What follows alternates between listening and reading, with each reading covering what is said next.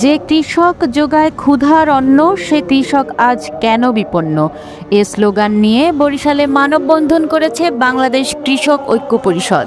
এই যে বর্তমান যে শীতকালীন যে সবজিটা উঠছে আলু সহ বিভিন্ন রকমের তরকারি, এটা দ্রব্যমূল্যের বাজার এত বেশি কম যে চাষিরা তাদের যে উৎপাদিত খরচ সেটাও পাচ্ছে না। সেখানে আলুর উৎপাদন খরচ আছে 18 থেকে 20 টাকা, সেখানে আমাদের বর্তমান বাজার মূল্য 10 থেকে 11 টাকা।